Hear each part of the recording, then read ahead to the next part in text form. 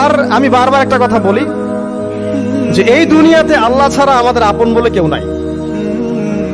আপনি যাকে আপন মনে করেন না কেন, আমাদের সম্পর্ক আছে বাবার সাথে, মায়ের সাথে, স্ত্রী সন্তানদের সবার সাথে, আমাদের হক আছে, অধিকার আছে, সব ঠিক আছে। বিশ্বাস করেন আল্লাহ ছাড়া আপন বলে আপনার কেউ নাই। এই যে গার্লফ্রেন্ডকে আপন মনে হয়, এরা আপন না।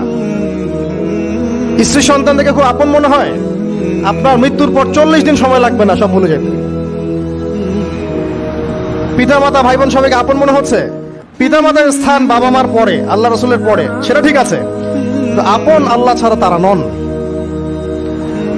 আপনি তাদের মনোভূত ভাবে নিজে প্রতিষ্ঠিত হতে পারবেন না, তারা আপনাকে চিনবে না।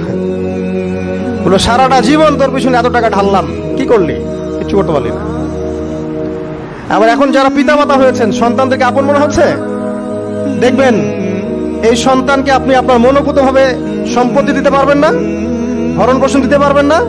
এই সন্তান বড় হয়ে আপনাকে বৃদ্ধাশ্রমে পাঠিয়ে দিতে পারে, নাউজুবিল্লাহ। অথবা আপনার সাথে এই সন্তানই খারাপ ব্যবহার করবে। আপন মনে হচ্ছে? আল্লাহ ছাড়া কেউ আপন না। আল্লাহ ছাড়া আপন কেউ না। আর আল্লাহ ছাড়া সত্যিকার অর্থে আপনাকে আমাকে ভালো কেউ বাসে না। শুধু আল্লাহ আপনাকে ভালোবাসেন। এটা আপনারা হারে হারে উপলব্ধি করবেন যত দিন যাবে ইনশাআল্লাহ। তাই শুধু সেই আল্লাহর জন্যই নিজেকে খালেস করে দেন, আর যার যার হক তাকে তাকে দিয়ে দেন। দুনিয়াতে শান্তিতে থাকার ফিলোসফি বলছি, philosophy of happiness in this হায়াতুদ দুনিয়া, সেটা হচ্ছে যার যার হক তাকে তাকে দিয়ে দেন, নিজের হক আল্লাহর কাছে চেয়ে নেন। আর দুনিয়াকে আপন মনে করবেন না, আল্লাহ ছাড়া কাউকে আপন মনে করবেন না, আপনি সুখে থাকবেন ইনশাআল্লাহ।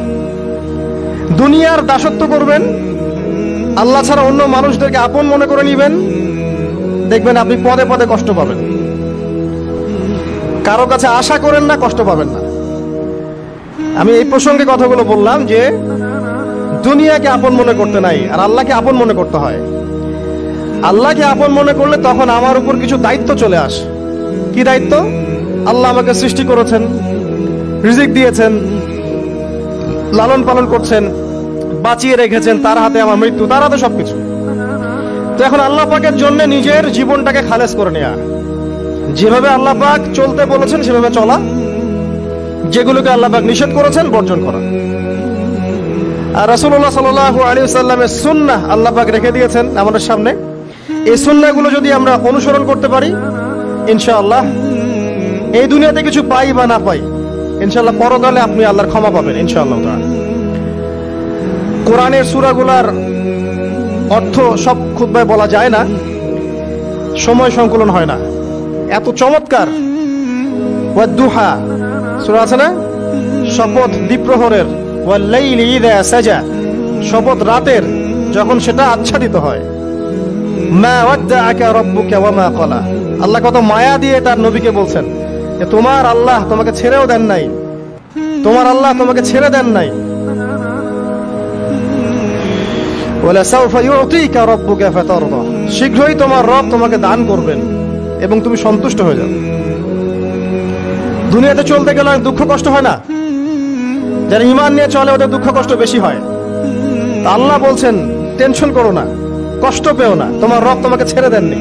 ওয়ালা সাউফা ইউতিকা রাব্বুকা ফাতারদা, তোমার রব তোমাকে শীঘ্রই দান করবেন আর তুমি সন্তুষ্ট হয়ে যাবে। আলাম ইয়াজিদকা ইয়াতীমান ফাআওয়া, আল্লাহ বলছেন আল্লাহ কি তোমাকে ইতিম রূপে পাননি? এরপর আল্লাহ কি তোমাকে প্রতিপালন করে বড় করেননি? ওয়াজাদাকা দাল্লান ফাহাদা, আল্লাহ কি তোমাকে পথভ্রষ্ট পান নাই?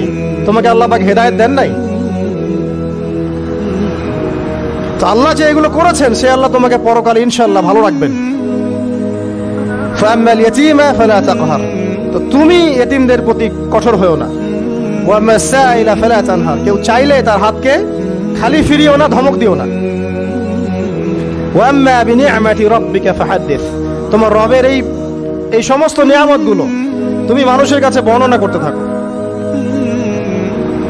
এর পরের সূরার দিকে খেয়াল দেখবেন, সূরা আলাম নাশরাহ লাকা সাদরাক, মনে হয় দুটো একটা আরেকটার সাথে পেয়ার। আলাম নাশরাহ লাকা সাদরাক, আমি কি তোমার হৃদয়কে প্রশস্ত করে দেই নাই? ওয়াদা'না আনকা ওয়িজরাক, তোমার বোঝাগুলো হালকা করিনি? কাকে বলছেন এগুলো আল্লাহ পাক? রাসূলুল্লাহ সাল্লাল্লাহু আলাইহি ওয়াসাল্লাম। তো যে মানুষটা জান্নাতে যাবে নিশ্চিত, এবং যিনি জান্নাতের দরজা না খুললে জান্নাতের দরজা কারোর জন্য খোলা হবে না। যে মানুষটা হচ্ছে ভদ্র, স্মার্ট, বিচক্ষণ, কোনো মানুষ পৃথিবীতে নাই। সকল ধর্মের মানুষ মানে এটা। কিছু আছে শয়তান, মানুষ টুপি শয়তান, এরা মানে না, বাট দেখবেন ম্যাক্সিমাম মানুষই মানে, হোক সে ইহুদি বা খ্রিস্টান বা হিন্দুইজম বা মুসলিমরা তো মানেই, সবাই মানে। এই মুহাম্মদ সাল্লাল্লাহু আলাইহি ওয়াসাল্লামের মতো স্মার্ট, বিচক্ষণ, ভদ্র, সুচরিত্রের মানুষ পৃথিবীতে কোনোদিন আসেও নি, আসবেও না। তো সেই নবীর জীবনটা আপনি পড়ে দেখবেন, আর রাহিকুল মাকতুম বইটা, যে চড়াই আর উতরাই, খালি দুঃখ, কষ্ট, যন্ত্রণা, লাঞ্ছনা, কন্টিনিউয়াসলি। আমাদের নবী সাল্লাল্লাহু আলাইহি ওয়াসাল্লাম তো 1 মাস শান্তিতে ঘুমানো নাই নবী হওয়ার পরে। যখন তিনি মারা যান, ফাতিমা রাদিয়াল্লাহু আনহার কথা মনে আছে না? কানে কানে কি জানি বললেন। তখন আমাদের নবী একটা কথা বলেছিলেন, আমি এই বয়সে সে কথাটা বুঝি, মাদ্রাসা লাইফে, ইউনিভার্সিটি লাইফে বুঝিনি।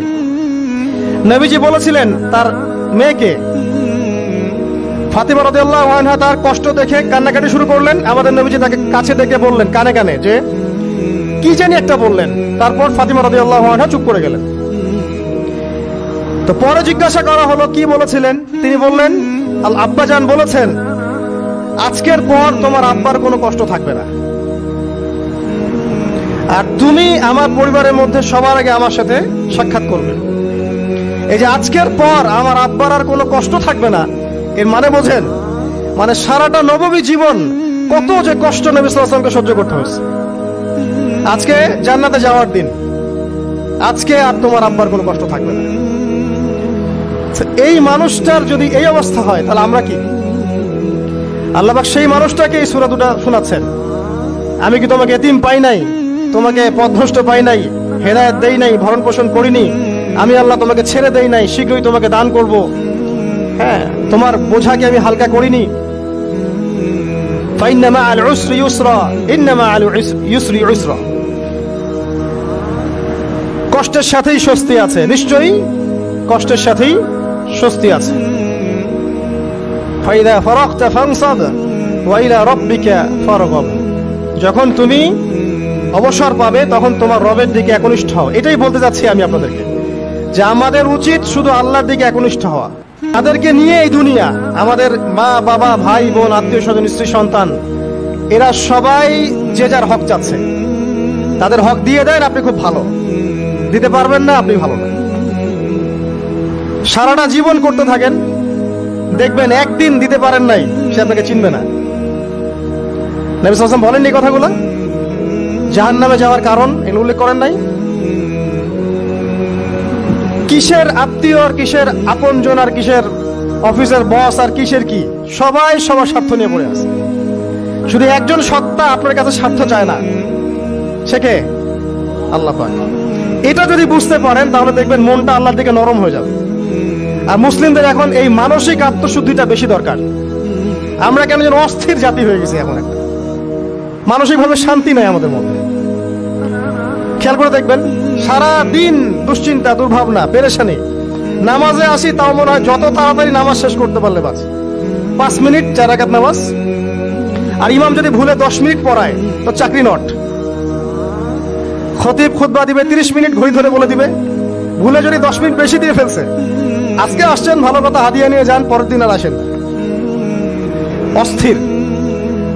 অস্থিরতার কারণ দুনিয়ামুখিতা, আল্লাহ থেকে দূরে থাকা।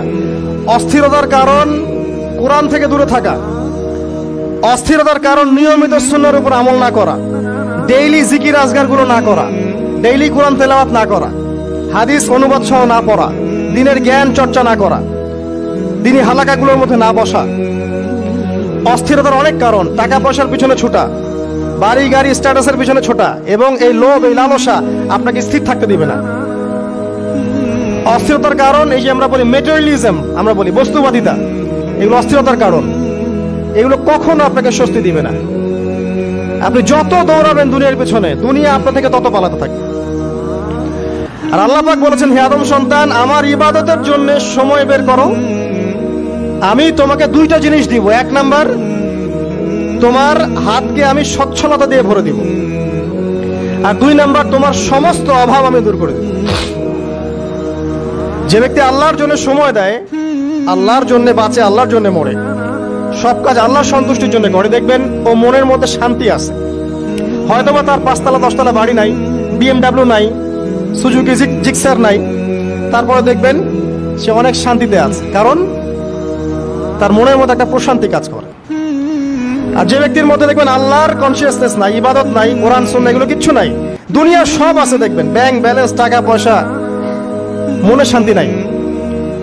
এই মনের শান্তিটাকেই উসমান রাদিয়াল্লাহু আনহু বলতেন যে আল গিনা মানে ধনাঢ্য, ধনী বলি না আমরা, এটাই হচ্ছে ধন, কিছু না।